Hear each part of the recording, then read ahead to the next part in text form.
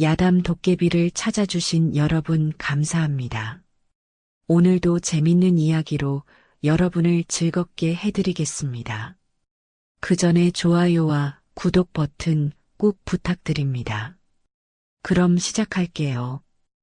옛날 옛적 경상도 깊은 산골에 춘향촌이라 불리는 작은 기방촌이 있었습니다. 한때는 번화한 고을이었지만 몇 해 전 무서운 역병이 돌면서 남정네들이 모조리 죽어나가 버렸지요. 그 끔찍한 병은 하루아침에 건장한 장정들을 쓰러뜨렸고 살아남은 이는 거의 없었답니다. 역병의 기세가 얼마나 무서웠던지 20살 청년부터 60살 노인까지 가리지 않고 쓸어갔지요. 처음엔 열병으로 시작해서 나중에는 피를 토하며 죽어갔는데 한 번 걸리면 살아날 가망이 없었습니다. 그러다 보니 마을에는 기생들과 기녀들, 그리고 몇몇 늙은 할머니들만 남게 되었습니다. 20명이 넘는 기생들이 있었는데 이들은 모두 혼자 몸이 되어 막막한 현실에 직면해 있었지요. 에휴, 이게 무슨 팔자람, 이렇게 살아봤자 무슨 재미가 있겠소? 마을 어귀에 앉아 한숨을 내쉬는 홍매의 목소리가 쓸쓸히 울려 퍼졌습니다. 한때는 손님들로 북적이던 기방이 이제는 썰렁하기만 했지요. 남자들이 모두 사라진 마을에서 기생들이 할 수 있는 일이란 별로 없었습니다. 손님은 오지 않고 그렇다고 다른 일을 할 줄도 모르고 그저 하루하루를 버텨나가는 것이 전부였지요.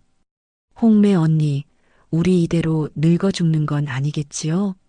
22살의 기생춘심이 걱정스러운 목소리로 물어보았습니다. 아직 젊은 나이라 앞날이 막막했지요. 그러게 말이야, 이런 날이 올 줄 누가 알았겠니? 그런데 이 마을에 딱 한 사람, 남자가 남아 있었으니 바로 김훈장이었습니다.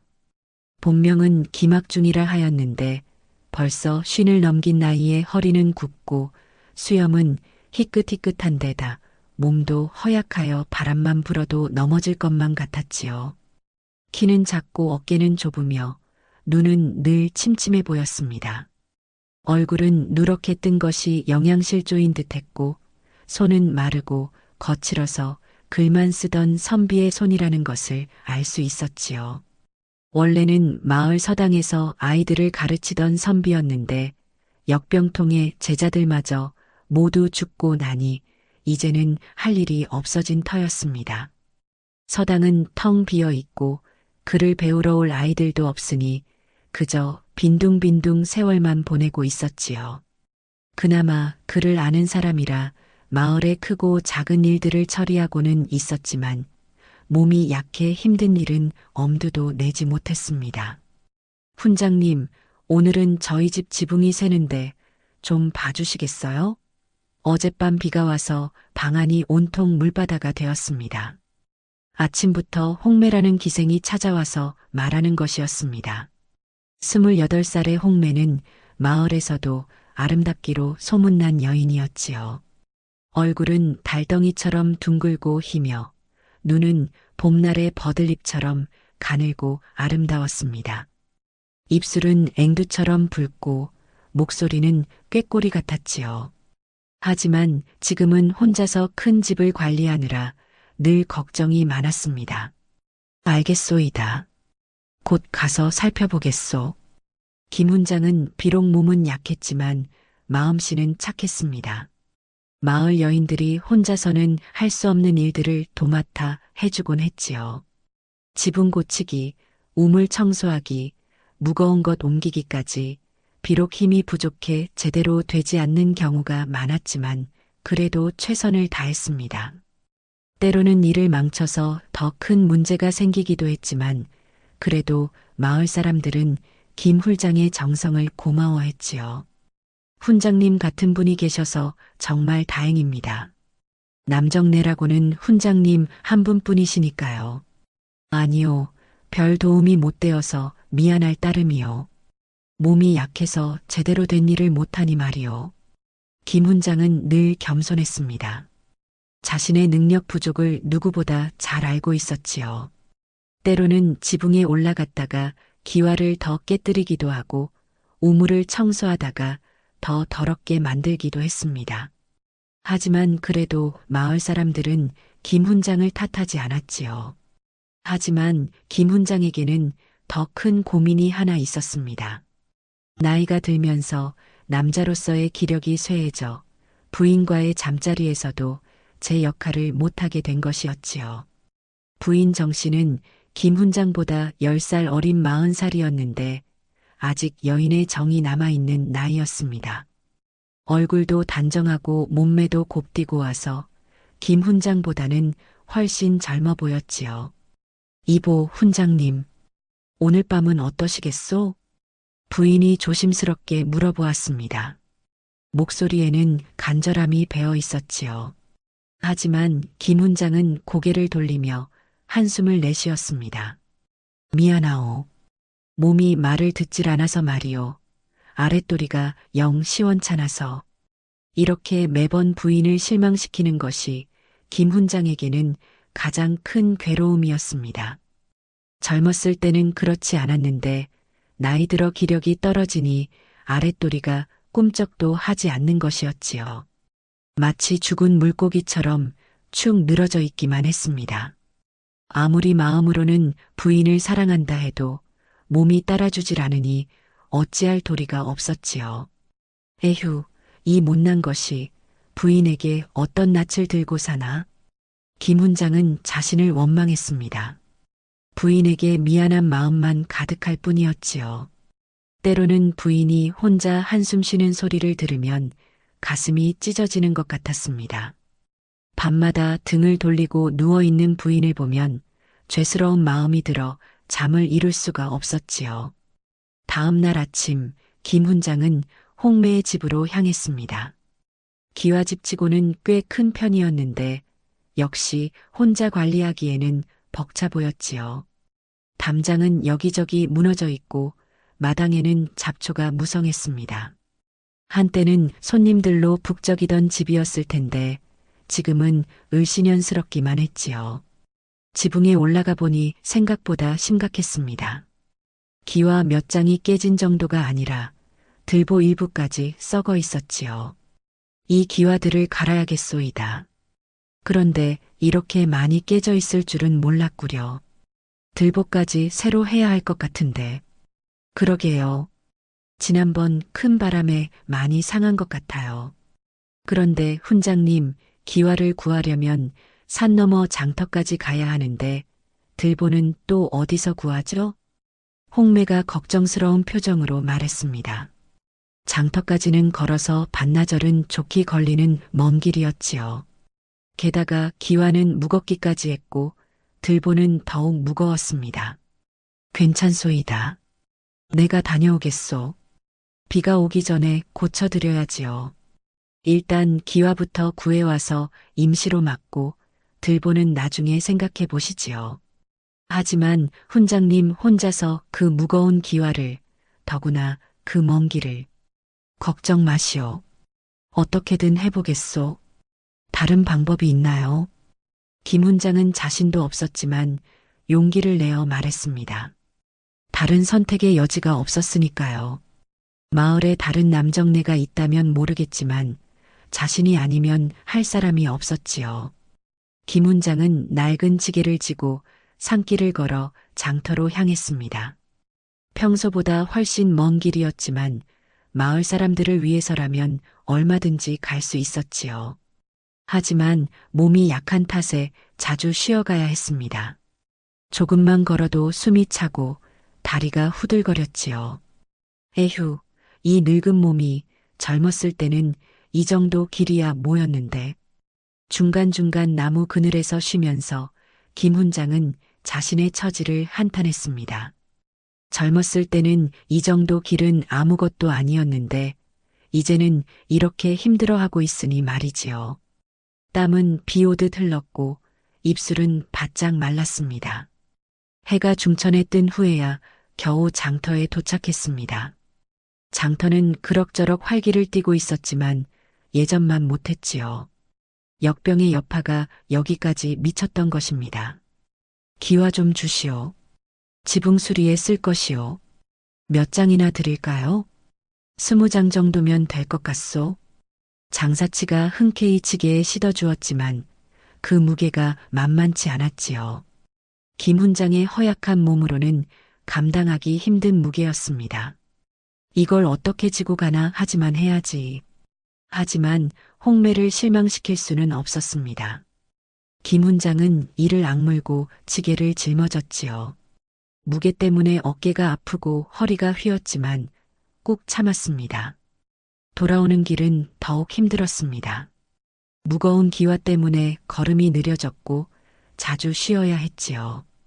해는 서쪽으로 기울어가고 있었는데 아직 반도 못 온 것 같았습니다. 그런데 갑자기 하늘이 어두워지더니 천둥 번개가 치기 시작했습니다. 우르르르, 이런, 비가 오려나? 서두르지 않으면 안 되겠구나. 김 훈장은 급히 걸음을 재촉했지만 무거운 지게 때문에 쉽지 않았습니다. 그러다가 빗방울이 떨어지기 시작하자 급히 나무 아래로 피했지요. 그런데 그 나무가 범상치 않았습니다. 수백 년은 좋게 되어 보이는 오래된 느티나무인데 줄기가 몇 사람이 안아야 할 만큼 굵었습니다.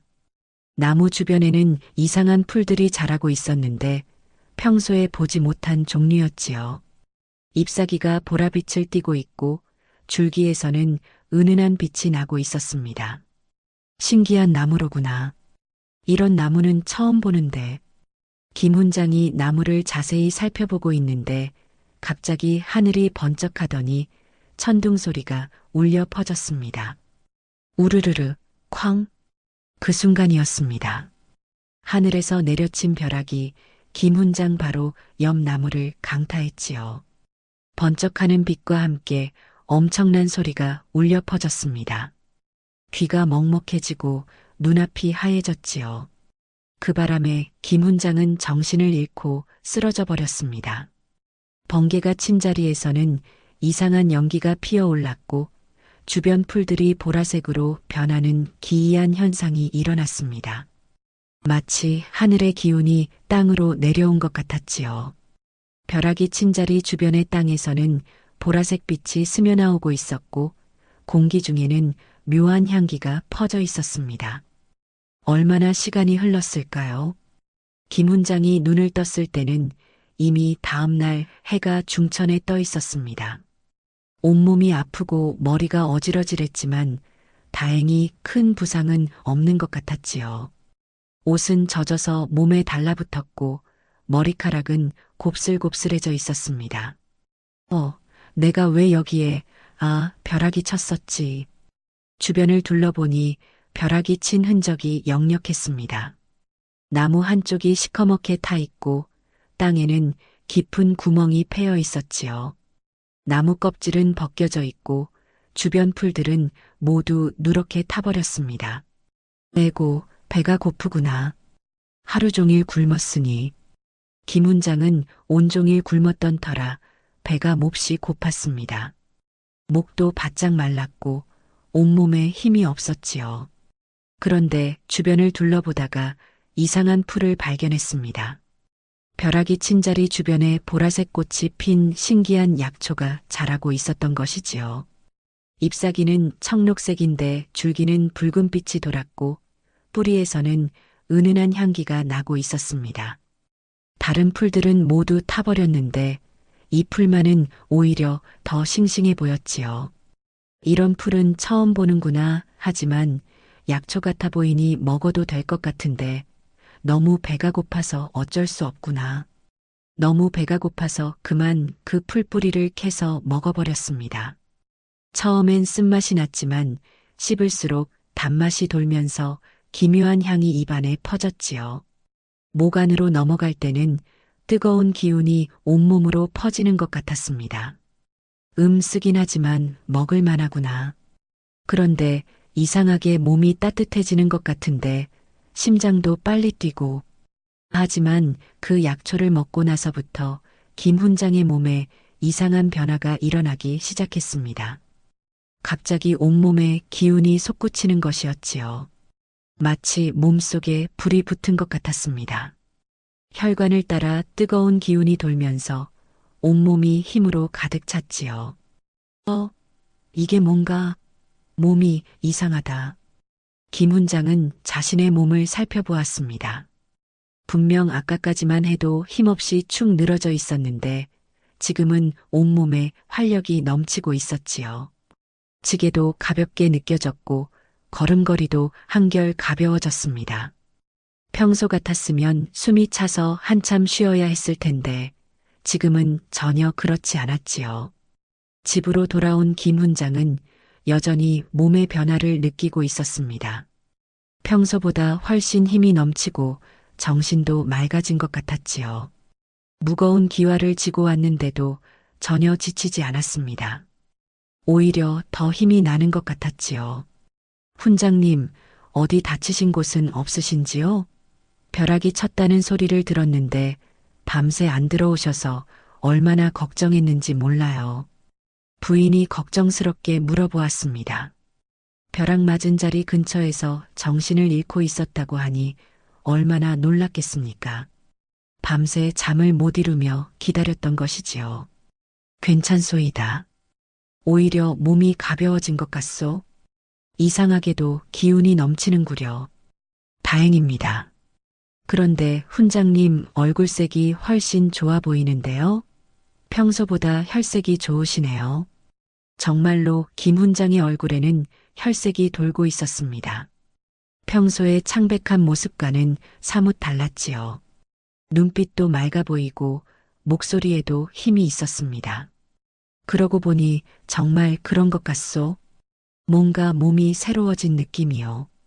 그날 오후 홍매의 집 지붕을 고치러 갔습니다. 평소 같았으면 기와 몇 장 올리는 것도 힘들었을 텐데 오늘은 이상하게 힘이 났습니다. 지붕에 오르는 것도 수월했고 기와를 나르는 것도 전혀 힘들지 않았지요. 훈장님, 오늘은 어찌 그리 힘이 좋으신지요? 평소와 많이 다르시네요. 홍매가 놀란 눈으로 김 훈장을 바라보았습니다. 기와를 한 번에 서너 장씩 들고 다니는 모습이 전혀 다른 사람 같았지요. 나도 모르겠소.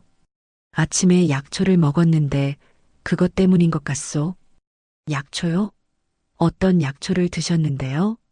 벼락 맞은 자리에서 자라고 있던 이상한 풀이었소. 보라색 꽃이 피어 있더이다. 뿌리가 달큰하면서도 쌉쌀한 맛이었지요. 홍매가 놀란 표정을 지었습니다. 눈이 동그래지더니 입을 가렸지요. 그건 혹시 신선초가 아니신지요? 옛날 할머니들이 말씀하시길 하늘의 기운을 받은 풀을 먹으면 신통한 힘이 생긴다고 하던데 특히 벼락 맞은 자리에서 자란 풀은 더욱 효험이 좋다고 하셨어요. 설마 그런 일이 하지만 정말 몸이 달라진 것은 사실이요. 하지만 확실히 몸에 변화가 있었습니다. 기와 한 장씩 올리는 일이 전혀 힘들지 않았고 오히려 더 할 수 있을 것 같았지요. 손목에도 힘이 생겼고 다리도 튼튼해진 것 같았습니다. 저녁 무렵 집으로 돌아온 김 훈장은 부인과 함께 저녁을 먹었습니다. 평소보다 식욕도 좋았고 밥맛도 훨씬 좋았지요. 훈장님, 오늘은 정말 다르시네요. 밥도 많이 드시고 얼굴에도 생기가 도는 것 같아요. 그러게 말이요. 나도 신기하오. 그날 밤 오랜만에 부인과 잠자리를 같이 하게 되었습니다. 평소라면 미안한 마음만 가득했을 텐데 오늘은 이상하게도 몸에서 뜨거운 기운이 느껴지는 것이었지요. 이보, 훈장님, 오늘은 좀 다르시네요. 몸에서 뜨거운 기운이 나는 것 같아요. 부인이 놀란 목소리로 말했습니다. 김 훈장의 아랫도리가 평소와 달리 단단해져 있었던 것이지요. 오랫동안 잠들어 있던 것이 깨어난 것 같았습니다. 부인의 손길에 몸이 반응하고 있었지요. 나도 놀랍소. 이런 기분은 정말 오랜만이구려. 마치 젊어진 것 같소. 김 훈장 자신도 놀랐지요. 젊었을 때보다도 더 왕성한 기운이 솟구치고 있었으니까요. 마치 20살 총각이 된 것 같은 기분이었습니다. 온몸의 혈관을 따라 뜨거운 기운이 돌고 있었지요. 두 사람은 오랜만에 뜨거운 사랑을 나누었습니다. 김 훈장의 움직임은 평소와 달리 힘차고 지속적이었지요.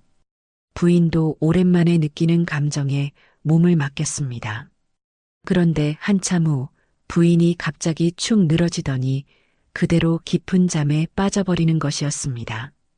중간에 잠깐 의식을 잃는 것 같더니 그대로 쓰러져 버렸지요. 이보, 부인, 괜찮소이까? 어디 아프신 곳은 없으시오? 김 훈장이 걱정되어 흔들어 봐도 부인은 깊은 잠에 빠져 있었지요. 숨은 고르게 쉬고 있었지만 아무리 불러도 일어나지 않았습니다. 얼굴에는 만족스러운 미소가 떠 있었지만 의식은 완전히 잃은 상태였지요. 이상하구나. 왜 갑자기 잠이 든 것일까? 혹시 내가 너무 격렬하게 한 것은 아닌가? 김 훈장은 걱정이 되었지만 부인의 얼굴이 평화로워 보여서 그냥 지켜보기로 했습니다. 호흡도 안정적이고 맥박도 정상인 것 같았지요. 다만 깊은 잠에 빠져 있을 뿐이었습니다. 김 훈장은 부인 곁에서 밤을 지새웠습니다. 혹시 무슨 일이 생길까봐 걱정스러웠지요. 하지만 부인은 아침까지 계속 깊은 잠을 잤습니다. 다음 날 아침이 되어서야 부인이 눈을 떴습니다. 그런데 부인의 표정이 묘했지요. 얼굴에는 이상한 만족감이 떠 있었고 눈빛도 촉촉해 보였습니다. 어머, 훈장님, 어젯밤에 무슨 일이 있었던 건가요? 꿈인지 생시인지 모를 정도로 이런 기분은 처음이에요. 부인의 얼굴에는 이상한 만족감이 떠 있었습니다. 뺨에는 홍조가 돌고 목소리도 평소보다 감미로웠지요. 마치 다른 사람이 된 것 같았습니다. 부인도 뭔가 느끼셨소? 무슨 일이 있었던 것이오? 네, 몸 전체가 새로워진 것 같아요. 10년 묵은 체증이 모두 내려간 것 같습니다. 이런 기분은 정말 처음이에요. 훈장님이 이렇게 대단하신 줄 몰랐어요. 부인의 말에 김 훈장은 어리둥절했습니다. 자신이 뭘 그리 대단한 일을 했다는 건지 모르겠었지요. 내가 뭘 특별한 일을 했다는 것이오? 어젯밤 일을 기억 못하세요? 정말 놀라웠어요. 마치 젊은 총각 같으셨다니까요. 하지만 김 훈장은 무슨 일인지 정확히 알 수 없었지요. 다만 자신에게 신기한 변화가 일어났다는 것만큼은 확실했습니다. 그 신선초의 효과가 정말 대단한 것 같았지요. 한편 그날 오후에 마을에 기생 청옥이 찾아왔습니다. 훈장님, 저희 집 우물에서 이상한 냄새가 나는데 한번 봐주시겠어요? 물을 먹을 수가 없을 정도예요. 청옥은 25살의 기생으로 마을에서 가장 아름답다는 소문이 있었습니다. 피부는 백옥같이 희고 목소리는 새소리처럼 고왔지요. 키는 적당하고 몸매는 버들잎처럼 가늘면서도 볼 곳은 다 있어서 한때는 손님들 사이에서 인기가 높았답니다. 그러지요. 곧 가보겠소. 김 훈장은 청옥을 따라 나섰습니다. 몸에 힘이 넘치니 무슨 일이든 할 수 있을 것 같았지요. 청옥의 집에 도착한 김 훈장은 우물을 들여다보았습니다. 깊이가 꽤 되는 우물이었는데 물이 탁하고 이상한 냄새가 나는 것이 분명 뭔가 빠진 것 같았지요. 썩은 내음이 올라오고 있었습니다. 아, 이것 보소. 우물 안에 죽은 쥐가 떠 있구려. 그것도 꽤 오래된 것 같소. 어머, 정말이네요. 그럼 어떻게 해야 하나요? 이 물로는 도저히 살 수가 없어요. 우물 안을 깨끗이 청소해야겠소이다. 누군가 들어가서 바닥을 쓸어내고 물을 모두 갈아야 할 것 같은데 이건 큰일이군요. 청옥이 걱정스러운 표정을 지었습니다. 우물 청소는 위험한 일이었고 혼자서는 할 수 없는 일이었지요. 그럼 제가 들어가 보겠습니다. 마을의 힘센 남정네가 훈장님 뿐이시니까요. 다른 방법이 없잖아요. 아니요. 위험하니 내가 들어가겠소. 남자인 내가 해야 할 일이요. 하지만 김 훈장이 우물에 내려가려는 순간 밧줄이 낡아서 끊어져 버렸습니다. 새 밧줄을 구하려면 시간이 걸렸지요. 그런데 청옥의 집에는 물이 하나도 없었습니다. 하는 수 없겠군요. 제가 들어가서 청소하겠습니다. 훈장님은 위에서 밧줄 잡고 계세요. 새 밧줄을 구할 때까지 기다릴 수가 없어요. 청옥이 결심을 굳히고 말했습니다. 그리고는 우물 청소를 위해 옷을 벗기 시작했지요. 우물 안은 더럽고 추웠으니 옷이 더러워질 것을 걱정해서였습니다. 아, 잠깐만, 내가 다른 방법을. 하지만 청옥은 이미 치마를 벗고 있었습니다. 더러워질 것을 걱정해서였지요. 그런데 그 모습을 본 김 훈장의 가슴이 두근거리기 시작하는 것이었습니다. 청옥의 몸매는 정말 아름다웠습니다. 피부는 눈처럼 희고 몸의 곡선은 버들가지처럼 우아했지요. 가슴은 적당히 부풀어 있었고 허리는 가늘어서 한 손으로 감쌀 수 있을 것 같았습니다. 어젯밤 부인과의 일 이후로 뭔가 달라진 것 같았지요. 에고, 이 늙은이가 왜 이러는 것인가. 평생 학문만 했는데. 김 훈장은 자신의 변화를 이해할 수 없었습니다. 평생 학문에만 정진해온 선비였는데 갑자기 이런 마음이 드는 것이 당황스러웠지요. 하지만 몸의 반응은 솔직했습니다. 아랫도리가 꿈틀거리기 시작했지요. 훈장님, 들어가겠습니다. 청옥이 밧줄을 잡고 우물 안으로 내려갔습니다. 물은 차갑고 더러웠지만 어쩔 수 없었지요. 우물 바닥에서 죽은 쥐를 건져내고 쌓인 오물들을 긁어냈습니다. 정말 더럽네요. 이걸 언제 다 치우죠? 청옥의 목소리가 우물 안에서 울려 퍼졌습니다. 한참 동안 청소를 한 후에야 겨우 깨끗해졌지요. 훈장님, 다 끝났습니다. 한참 후 청옥이 우물에서 올라왔습니다. 물에 젖은 모습이 더욱 아름다워 보였지요. 물방울이 흘러내리는 모습이 마치 선녀 같았습니다. 옷이 젖어서 몸의 곡선이 그대로 드러나 있었지요. 고생하셨소. 이제 깨끗한 물을 다시 받으면 되겠구려.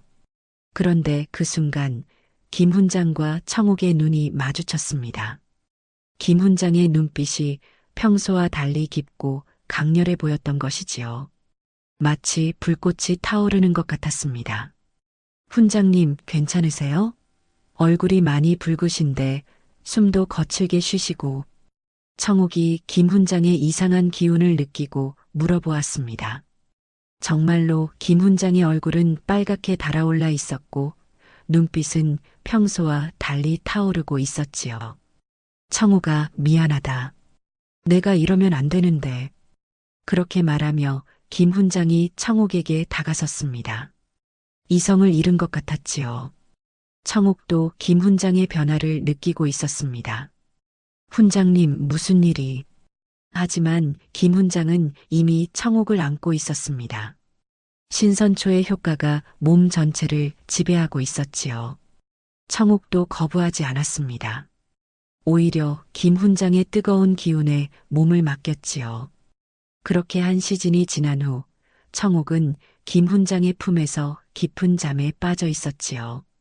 부인과 똑같은 상황이었습니다. 얼굴에는 만족스러운 미소가 떠 있었지만 의식은 완전히 잃은 상태였습니다. 청옥아, 괜찮니? 김 훈장이 걱정되어 흔들어 봐도 청옥은 일어나지 않았습니다. 다음 날 아침이 되어서야 깨어날 것 같았지요. 김 훈장은 청옥을 조심스럽게 방으로 옮겨놓고 집으로 돌아왔습니다. 자신이 무슨 일을 저지른 것인지 혼란스러웠지요. 다음 날 아침 김 훈장은 어젯밤 일을 후회하고 있었습니다. 평생 도학을 추구해온 선비가 어찌 그런 일을 저질렀단 말입니까? 자신의 행동이 믿어지지 않았지요. 내가 미쳤구나. 어찌 그런 짓을, 청옥이한테 무슨 낯을 들고 나타나나? 하지만 그때 대문 밖에서 소란스러운 소리가 들려왔습니다. 내가 먼저야. 어제 청옥이가 말하는 걸 들었다고. 아니다. 내가 먼저 왔다. 새벽부터 기다리고 있었어. 순서를 정해야 하지 않겠어? 이렇게 싸우면 안 되지. 김 훈장이 나가보니 마을의 기생들이 모두 몰려와 있는 것이 아니겠습니까? 홍매, 청옥, 춘심, 월하, 향단, 금분이 20명이 넘는 기생들이 줄을 서서 기다리고 있었지요. 모두들 단장을 하고 와서는 서로 먼저 들어가겠다고 다투고 있었습니다. 이게 무슨 일이요? 아침부터 왜들 이리 모이셨소? 김 훈장이 당황해서 물어보니 청옥이 앞으로 나서며 얼굴을 붉히며 말했습니다. 훈장님, 어젯밤에 그런 일이 있었잖아요. 그런데 그게 정말 대단하셨거든요. 청옥의 얼굴이 빨갛게 달아올랐습니다. 목소리도 평소와 달리 촉촉하고 감미로웠지요. 그러자 다른 기생들도 웅성거리기 시작했습니다. 청옥이가 하룻밤 사이에 완전히 달라졌다더라. 얼굴에 윤기가 흐르고 목소리도 감미로워졌다지. 뭔가 여성스러워졌어. 우리도 한 번씩은 경험해봐야 하지 않겠어? 마을의 남자라곤 훈장님 뿐이신데. 그러게 청옥이 혼자만 독차지할 수는 없지. 김 훈장은 어리둥절했습니다. 자신이 뭘 그리 대단한 일을 했다는 건지 모르겠었지요. 여보들이 무슨 말씀을, 내가 뭘 특별한 일을. 훈장님, 우리도 모르겠어요. 하지만 청옥이를 보니 정말 달라진 것 같아서요. 얼굴도 예뻐지고 목소리도 고와지고. 홍매가 간절한 눈빛으로 말했습니다. 역병으로 남정네들이 모두 죽고 난 후 마을 여인들은 그런 위안을 전혀 받지 못했었지요. 몇 년 동안 혼자 지내왔던 것입니다. 맞아요. 청옥이가 말하길 10년 묵은 체증이 모두 내려갔다고 하더라고요. 피부도 훨씬 좋아졌어요. 하룻밤 사이에 이렇게 달라질 수가 있나요? 기생들의 말을 들으니 정말로 청옥이 달라진 것 같았습니다. 얼굴에는 윤기가 흘렀고 목소리는 더욱 감미로워졌지요. 걸음걸이도 더 우아해 보였습니다. 결국 기생들은 제비뽑기로 순서를 정하기로 했습니다. 그리고 김 훈장의 부인도 그 순서에 끼어들었지요. 나도 순서에 끼워주시오. 남편이지만 공정하게 차례를 기다리겠소.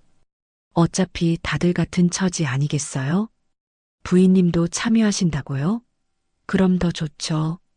우리 모두 자매처럼 지내요.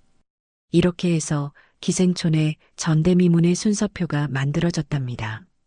제비뽑기 결과 첫 번째는 홍매, 두 번째는 춘심, 세 번째는 월하, 이런 식으로 20명의 순서가 정해졌지요. 그런데 김 훈장의 부인은 꼴찌가 되고 말았습니다. 에휴, 하필이면 꼴찌라니. 언제 내 차례가 올까요?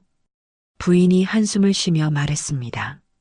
하지만 다른 기생들은 기뻐했지요. 자, 이제 순서가 정해졌으니 차례대로 찾아뵙겠습니다. 훈장님, 준비하세요. 김 훈장은 상황을 이해할 수 없었지만 거부할 수도 없는 상황이었습니다. 그날부터 김 훈장의 집에는 매일 저녁마다 기생 한 명씩 찾아왔습니다. 첫째 날은 홍매, 둘째 날은 춘심, 셋째 날은 월하, 이런 식으로 말이지요. 기생들은 모두 단장을 하고 와서 김 훈장을 기다렸습니다.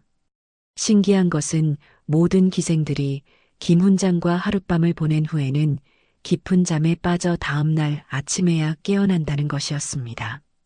그리고 깨어난 기생들의 얼굴에는 하나같이 만족스러운 미소가 떠 있었지요. 훈장님, 정말 대단하세요. 이런 기분은 처음이에요. 몸 전체가 새로워진 것 같아요. 마치 다시 태어난 기분입니다. 언제 또 제 차례가 올까요? 기다려지네요. 10년 묵은 체증이 모두 사라졌어요. 김 훈장 자신도 놀라웠습니다. 평생 약골이었던 자신이 어떻게 이런 능력을 갖게 된 것인지 신기할 따름이었지요. 그 신선초의 효과가 이렇게 대단할 줄은 몰랐습니다. 하지만 더 신기한 것은 전혀 지치지 않는다는 것이었습니다. 매일 밤 이런 일을 해도 다음 날이면 더 기운이 넘쳤지요. 그런데 문제가 생겼습니다. 한 바퀴 돌고 나니 기생들이 또 차례를 달라고 하는 것이었습니다. 훈장님, 이제 두 번째 순서를 정해야 하지 않겠어요? 맞아요. 우리 또 제비뽑기해요. 한 번으론 부족해요. 너무 좋았거든요. 이번에는 김 훈장의 부인이 나섰습니다. 이보게들, 김 훈장은 내 남편이요. 그런데 어찌 여러분들만 차지하려 하시오? 나도 아직 한 번밖에 못했는데. 부인님도 차례는 기다리시잖아요. 우리도 똑같이 차례를 기다리는 거예요. 그렇긴 하지만 원래 내 남편인데. 하지만 기생들은 들어주지 않았습니다. 이미 맛을 본 그들에게는 다시 경험하고 싶은 마음이 간절했지요. 결국 또다시 제비뽑기가 시작되었습니다. 그런데 이번에도 김 훈장의 부인은 꼴찌가 되고 말았지요. 에휴, 또 꼴찌라니. 이게 무슨 운인지. 부인이 한숨을 내쉬며 말했습니다. 그날 밤 부인이 김 훈장에게 말했습니다. 이보 훈장님, 이렇게 매일 다른 여인들과 몸이 견딜 수 있으시겠어요? 그것도 그렇소이다. 하지만 이상하게도 전혀 지치지 않는구려. 오히려 더 기운이 나는 것 같소. 김 훈장은 정말 신기했습니다. 나이 50이 넘었는데도 오히려 젊었을 때보다 더 기운이 넘쳤으니까요. 그 신선초의 효과가 이렇게 지속적일 줄은 몰랐지요. 그래도 이렇게 매일 남들이 보면 뭐라고 하겠어요. 하지만 마을에 다른 방법이 있나요? 내가 아니면 이 일을 누가 하겠소? 정말로 마을에는 김 훈장 말고는 남자가 없었습니다. 기생들의 외로움을 달래줄 사람도 없었지요. 이렇게 평화로운 날들이 계속되던 어느 날 마을에 큰 변화가 생겼습니다. 멀리서 검은 연기가 피어오르는 것이 보였고 곧이어 비명소리가 들려왔지요. 산적이다. 산적대가 쳐들어왔다. 모두 숨어라. 마을 입구에서 누군가 소리치는 것이었습니다. 김 훈장이 밖으로 나가보니 정말로 흉악한 몰골의 산적들이 마을로 들어오고 있었지요. 30명은 좋게 되어 보이는 산적들이 칼을 들고 있었습니다. 이 마을에 여자들이 많다더니 과연 그렇구나. 소문이 사실이었어. 모두 잡아가자. 좋은 값에 팔 수 있을 것이다. 기생들이라니 더욱 좋군. 산적들은 기생들을 닥치는 대로 붙잡기 시작했습니다. 마을에는 김 훈장 한 사람밖에 남정네가 없으니 저항할 도리가 없었지요. 기생들은 비명을 지르며 도망쳤지만 산적들에게 잡혀갔습니다. 놓아라, 이 나쁜 놈들아. 무고한 여인들을 왜 괴롭히느냐. 김 훈장이 산적들에게 달려갔습니다. 하지만 산적들은 비웃기만 했지요. 이 늙은이가 뭘 어쩌겠다는 거야? 한 주먹에 날려버릴 수 있겠는걸. 좀 봐라, 이 허약한 선비를. 바람에도 넘어질 것 같은 놈이. 산적 우두머리가 김 훈장을 밀쳐내려고 손을 뻗었습니다. 덩치가 산만한 사내였는데 흉터투성이 얼굴에 험악한 인상이었지요. 그런데 그 순간이었습니다. 김 훈장이 산적의 손목을 잡는 순간 산적이 하늘 높이 날아가 버린 것이었지요. 마치 돌팔매에 맞은 새처럼 날아가서 멀리 떨어졌습니다. 이게 뭐야? 뭔 일이 벌어진 거야? 다른 산적들이 놀라서 서로 얼굴을 바라보았습니다.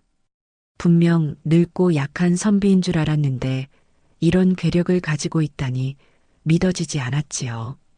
저 늙은이 뭔가 이상해. 조심해라. 하지만 다른 산적들이 달려들자 김 훈장이 주먹을 휘둘렀습니다. 그러자 산적들이 여기저기로 날아가기 시작했습니다. 한 명은 나무에 걸리고, 한 명은 우물에 빠지고, 한 명은 지붕 위로 날아갔지요. 괴물이다. 저건 사람이 아니야. 도망쳐. 저 늙은이는 귀신이야. 산적들은 김 훈장의 괴력에 겁을 먹고 주랭랑을 쳤습니다. 하지만 김 훈장은 놓아주지 않았지요. 마을 사람들을 괴롭힌 것에 대한 분노가 치밀어 올랐습니다. 어디로 도망가느냐? 모두 혼내주겠다. 김 훈장이 달려가서 산적들을 하나씩 잡았습니다. 그리고 모두 혼내주었지요. 때로는 주먹으로, 때로는 발로 차서 모두 기절시켰습니다. 그 모습을 본 기생들이 환호성을 질렀지요. 훈장님이 우리를 구해주셨어요. 정말 대단하세요. 영웅이에요. 우리의 구원자예요. 김 훈장 자신도 놀랐습니다. 언제부터 자신에게 이런 힘이 생긴 것일까요? 분명 그 신선초의 효과였지요. 그날 밤 마을 사람들은 김 훈장을 영웅으로 떠받들었습니다. 산적대를 물리친 의인이라며 모두들 감사해 했지요. 기생들은 물론이고 할머니들까지 모두 나와서 김 훈장에게 절을 했습니다. 훈장님 덕분에 우리가 살았습니다. 정말 고마워요. 훈장님은 우리의 구원자예요. 어떻게 이런 힘이 생기신 거예요? 마을의 수호신 같으세요. 김 훈장은 부끄러워하며 말했습니다. 아니요. 다만 우연히 힘이 생긴 것뿐이요. 별것 아닌 일을 너무 크게 생각하시는군요. 하지만 마을 사람들은 김 훈장의 공을 잊지 않았지요. 이제 마을에는 든든한 수호자가 생긴 것입니다. 그때 김 훈장의 부인이 조용히 말했습니다. 이보 훈장님, 내가 곰곰 생각해보니 말이요. 마을의 기생들과 정을 나누시는 것도 나쁘지 않은 것 같소이다. 무슨 말씀이시오? 김 훈장이 놀라서 물어보았습니다. 부인이 이런 말을 할 줄은 몰랐지요. 역병으로 남정네들이 모두 죽고 난 후 이 마을 여인들이 얼마나 외로웠겠소? 훈장님이 그 외로움을 달래주시는 것도 좋은 일 아니겠소? 부인의 말에 김 훈장은 깊이 생각해 보았습니다. 정말로 그런 것일까요? 하지만 도리에 어긋나는 일이 선비로서 체면도 있고 때로는 도리보다 인정이 더 중요한 법이요. 게다가 훈장님께서 마을을 지켜주시는 든든한 기둥이 되어주시니 이보다 좋을 일이 어디 있겠소? 정말 그렇게 생각하시오? 네, 솔직히 말하면 처음엔 질투도 났지만 지금은 이해가 돼요. 마을 전체의 행복을 위해서라면 이런 희생도 감수할 수 있어요. 부인의 말에 김 훈장은 감동했습니다. 이런 현명한 부인을 둔 것이 고마웠지요. 그렇게 해서 김 훈장과 기생들의 특별한 인연은 계속되었습니다. 순서를 정해서 돌아가며 김 훈장을 찾아가는 기생들, 그리고 그들을 따뜻하게 맞아주는 김 훈장. 마을에는 다시 평화가 찾아왔고 얼마 후에는 아이들의 울음소리도 들려오기 시작했습니다. 기생들이 하나둘씩 아이를 낳기 시작한 것이지요. 훈장님, 제가 아들을 낳았어요. 저도 딸을 낳았습니다. 우리 마을에 아이들이 이렇게 많을 줄이야. 김 훈장은 뿌듯했습니다. 자신 때문에 마을에 새 생명들이 태어나고 있다니 이런 기쁨이 또 있을까요? 하지만 기생들의 요구는 끝나지 않았습니다. 훈장님, 오늘은 제 차례인데 아직 멀었나요? 조금만 기다리시오. 곧 차례가 돌아올 터이니. 훈장님, 요즘 너무 바쁘신 거 아니에요? 몸 상하시지 않으세요? 걱정 마시오. 이상하게도 더 건강해지는 것 같소. 정말로 김 훈장은 나날이 건강해지고 있었습니다. 그 신선초의 효과가 지속되고 있었던 것이지요. 이렇게 해서 춘향초는 다시 활기찬 마을이 되었습니다. 김 훈장의 특별한 재주 덕분에 모든 사람들이 행복해졌고 마을에는 웃음소리가 끊이지 않았답니다. 그리고 김 훈장은 깨달았지요. 진정한 선비의 도리란 책 속의 글자가 아니라 사람들을 행복하게 만드는 것이라는 걸 말입니다. 학문도 중요하지만 사람들의 행복이 더 소중하구나. 어느 날 마을에 새로운 손님이 찾아왔습니다. 다른 고을에서 온 기생들이었지요. 이 마을에 신통한 훈장님이 계시다는 소문을 들었는데 혹시 우리도? 물론이지요. 모든 분들을 환영합니다. 김 훈장은 흔쾌히 승낙했습니다. 더 많은 사람들을 행복하게 만들 수 있다면 얼마든지 좋았지요. 그러자 기존 기생들이 반발했습니다. 안 돼요. 우리만의 훈장님인데 왜 다른 사람들까지? 그래요. 순서도 지금도 부족한데. 하지만 김 훈장이 말했습니다. 여보들, 서로 사이좋게 지내야지요. 모두가 행복할 수 있도록 해야 하지 않겠소? 하지만 훈장님, 걱정 마시오. 내게는 충분한 힘이 있으니까요. 정말로 김 훈장에게는 무한한 힘이 있는 것 같았습니다. 아무리 많은 사람들이 와도 모두 만족시킬 수 있었지요.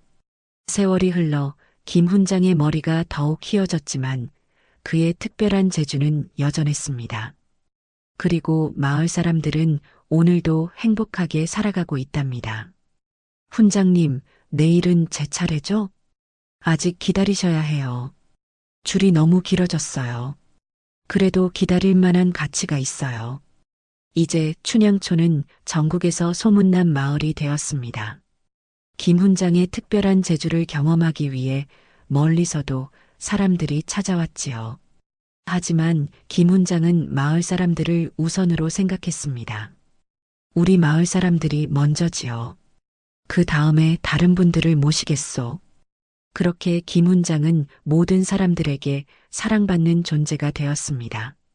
한때는 무력하고 약했던 선비가 이제는 마을의 수호자이자 모든 여인들의 희망이 된 것이지요. 정말 신기한 일이구나. 하늘이 내린 복인 것 같소. 부인도 이제는 완전히 이해하고 받아들였습니다. 남편이 특별한 사명을 가진 사람이라는 것을 말이지요. 그리고 김 훈장은 매일 감사했습니다. 그 벼락과 신선초가 자신의 인생을 완전히 바꿔놓았으니까요. 이 모든 것이 하늘의 뜻이었구나. 나를 통해 많은 사람들이 행복해지다니. 이렇게 해서 춘향촌의 김 훈장 이야기는 전국에 퍼져나갔고 오늘날까지도 사람들 사이에서 전해지고 있답니다. 한번 맛본 기생들이 줄을 서서 기다리는 그 훈장의 특별한 재주에 대한 이야기 말이지요. 세월이 흘러 김 훈장이 60을 넘겼을 때도 그의 인기는 여전했습니다. 이제는 손잡벌대는 젊은 기생들까지 찾아와서 순서를 기다렸지요. 할아버지 훈장님, 저도 한 번만. 호호, 젊은 것들이 참 급하구나. 차례를 기다려야지. 김 훈장은 여전히 정정했고 그의 특별한 재주도 전혀 하지 않았습니다. 정말로 신선초의 효과는 영원한 것 같았지요. 그리고 마을에는 김 훈장의 후손들이 가득했습니다. 모두 훌륭하게 자라서 마을의 자랑이 되었지요. 아버지 같은 분은 정말 드물 거예요. 우리 마을이 이렇게 번영한 것도 모두 훈장님 덕분이죠. 이렇게 해서 김 훈장의 이야기는 전설이 되었고 춘향초는 영원히 행복한 마을로 남게 되었답니다. 한번 맛본 기생들이 줄을 서서 기다리는 그 훈장의 특별한 재주는 오늘날까지도 사람들의 입에서 입으로 전해지고 있지요. 그런데 이야기는 여기서 끝나지 않습니다. 김 훈장의 명성이 전국에 퍼지면서 다른 고을의 관아에서도 관심을 보이기 시작했지요. 춘향촌에 신통한 훈장이 있다더군. 한번 만나보고 싶소. 어느 날 경상도 관찰사가 직접 마을을 찾아왔습니다. 높은 벼슬아치가 이런 외진 마을까지 온다는 것은 매우 드문 일이었지요. 소인이 바로 김학중이옵니다.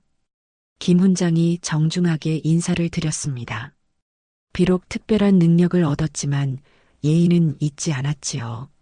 그대가 바로 그 유명한 김 훈장이군. 소문으로만 듣던 분을 직접 뵙게 되어 영광이요. 관찰사는 김 훈장을 자세히 살펴보았습니다.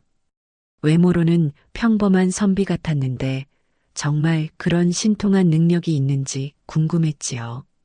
과찬의 말씀이옵니다. 소인은 그저 마을을 위해 작은 일을 할 뿐이옵니다.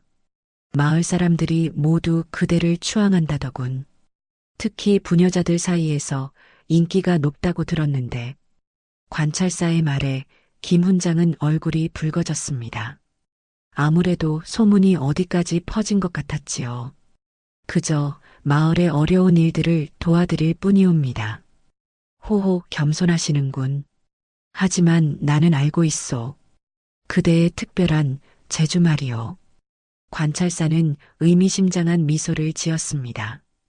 이미 모든 것을 알고 있는 것 같았지요. 혹시 다른 고을에도 그런 도움이 필요한 곳이 있다면 그대의 힘을 빌리고 싶소? 다른 고을이라고 하시니 김 훈장은 당황했습니다. 자신의 능력을 다른 곳에서도 써달라는 것인지요? 인근 고을들도 역병 피해가 심해서 말이오. 특히 기생들이 많은 곳들이 그렇소. 그대 같은 분이 있다면 큰 도움이 될 텐데. 관찰사의 제안에 김 훈장은 고민에 빠졌습니다. 정말 다른 곳으로 가야 하는 것일까요? 하지만 마을 기생들이 나서서 반대했습니다. 안 됩니다. 훈장님은 우리 마을 사람이에요. 다른 곳으로 가시면 우리는 어떻게 해요? 훈장님 없이는 못 살아요. 기생들의 절절한 호소에 김 훈장은 마음이 흔들렸습니다. 정말로 이들을 두고 떠날 수는 없었지요.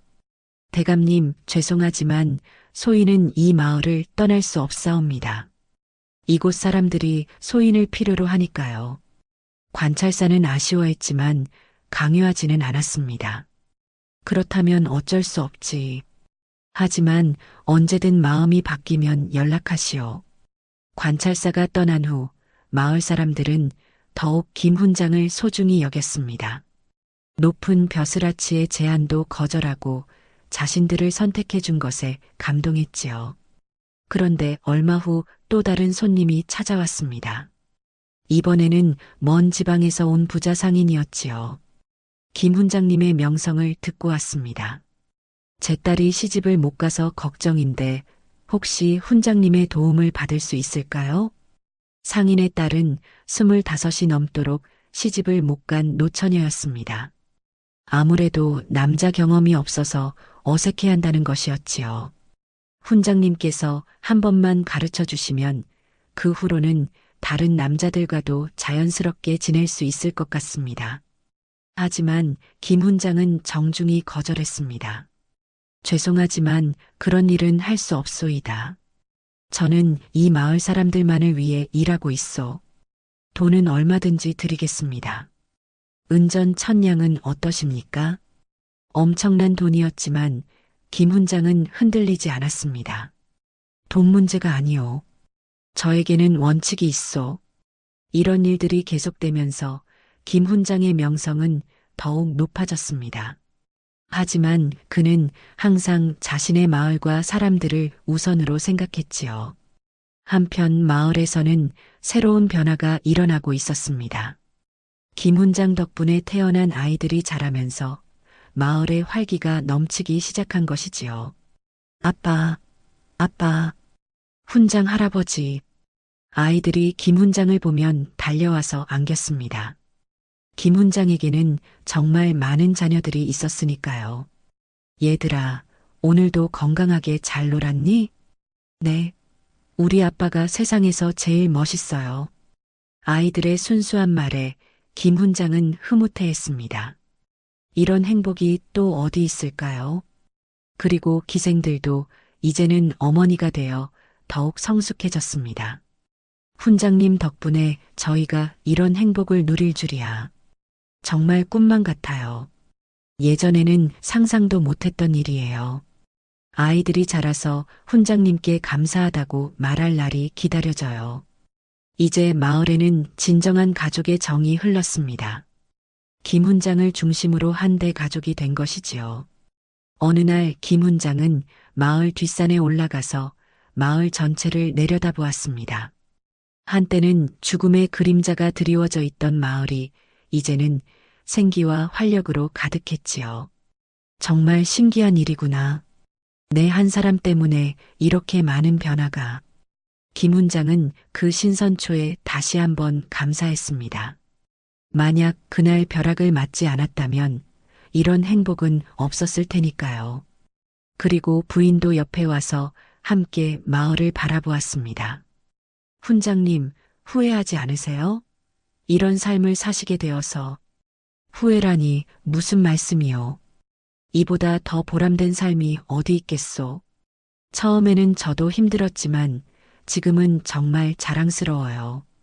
이 모든 사람들의 행복을 만들어주신 남편이. 부부는 서로 손을 잡고 마을을 바라보았습니다. 석양이 마을 전체를 황금빛으로 물들이고 있었지요. 그때 마을에서 아이들의 웃음소리가 들려왔습니다. 여인들의 노랫소리도 함께 들렸지요. 정말 평화롭고 행복한 마을이 되었습니다. 이제는 정말 완벽한 마을이 되었구나. 김 훈장의 말에 부인이 고개를 끄덕였습니다. 네, 모든 사람이 행복한 마을. 이런 곳이 또 어디 있을까요? 그리고 두 사람은 손을 잡고 집으로 돌아갔습니다. 오늘도 김 훈장을 기다리는 사람들이 있었으니까요. 훈장님, 오늘은 제 차례예요. 아니에요. 제가 먼저 약속했어요. 순서대로 하자고 했잖아요. 여전히 김 훈장의 인기는 식을 줄 몰랐습니다. 하지만 이제는 모든 것이 질서정연하게 돌아갔지요. 다들 차례를 지키며 평화롭게 기다렸습니다. 이렇게 해서 춘향초는 조선 최고의 행복한 마을이 되었고 김 훈장의 이야기는 전국에 퍼져 많은 사람들에게 희망을 주었답니다. 특별한 제주 하나로 모든 사람을 행복하게 만든 한 선비의 감동적인 이야기였지요.